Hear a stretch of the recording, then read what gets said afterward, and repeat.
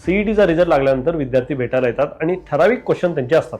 ते एक 4 ते 5 क्वेश्चन आज आपण डिस्कस करणार आहे. बघा यातले काही क्वेश्चन तुमचे येऊ शकतात. अशा पद्धतीचा विद्यार्थी येतो की त्याला 99 मिळालेले असतात. तो फुल कॉन्फिडन्समध्ये असतो की मला व्हीजेटीआय, सीओईपी, वॉलचंद हे कॉलेज मिळणारच. बॉस, कॉन्फिडन्स चांगला आहे, पण डिटेल इन्फॉर्मेशन काढणं गरजेचं आहे.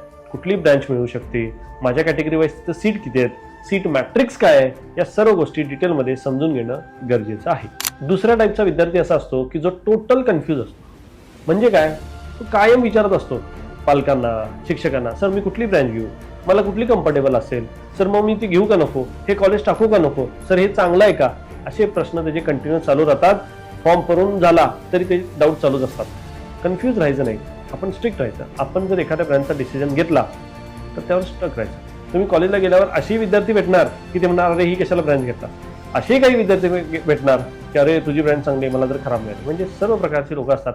आपल्याला आपला निर्णय घ्यायचा की माझ्यासाठी सर्वात बेस्ट ब्रँच कुठली असेल, आणि हे तुम्हाला एखाद्या काउन्सिलरला भेटल्यावर चांगलं निवड. तिसऱ्या प्रकारचे विद्यार्थी असे असतात की जे गुगलवर, इंटरनेटवर, युट्यूबवर सर्च करतात भरपूर डिटेल, आणि त्यावरून कुठल्या तरी एका कन्क्लुजनवर पोचतात. मग ते इन्फ्लुएन्समध्ये पोचलेला निर्णय कधीही योग्य नसतो. कधी कधी येईल योग्य, कधी कधी चुकेल. मग त्यामुळं कॉलेजची माहिती घेताना कॉलेजला व्हिजिट करणं गरजेचं आहे. मला मान्य आहे सगळे कॉलेज व्हिजिट होणार नाहीत, पण जितके जास्त व्हिजिट कराल तेवढं तुम्हाला निर्णय घेणं सोपं होऊन जाईल. ब्रँच बाबतीतही तसं आहे. आपल्या सभोवती असणाऱ्या लोकांमध्ये जे त्या ब्रँचमध्ये काम करतात त्याची माहिती आहे, त्यांना भेटून त्यांच्याकडनं माहिती घेणं सुद्धा जास्त गरजेचं आहे. एखादा व्हिडिओ पूर्णपणे पॉझिटिव्ह असू शकतो किंवा एखादा व्हिडिओ पूर्णपणे निगेटिव्ह असू शकतो. त्यामुळे गुगल इंजिनियर झाल्यावर बना, सुरुवातीला बनू नका. चौथा पॉईंट वेगळा आहे माझा. काय होतं, पेरेंट इन्फ्लुएन्स असतो. म्हणजे पालक म्हणतात, म्हणजे आई म्हणते सीएस घे का, मावशीचा मुलगा सीएस इंजिनिअरिंग केलाय आणि त्याला चांगलं पॅकेज आहे.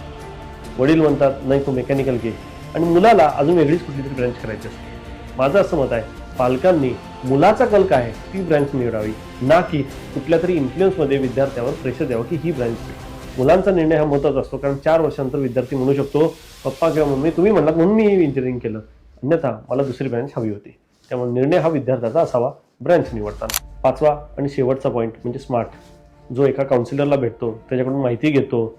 मी जसं सांगितलं तसं आपल्या समाजामध्ये असणारी लोक त्या ब्रँचमध्ये जे काम करतात त्यांच्याकडून डिटेल ब्रँचची माहिती घेतो, कॉलेजची माहिती काढतो, इंटरनेटचा वापर करतो. या सर्व गोष्टींचा पॅरलल अभ्यास करतो. मग तुम्ही म्हणाल एवढा वेळ आहे का? नक्कीच आहे.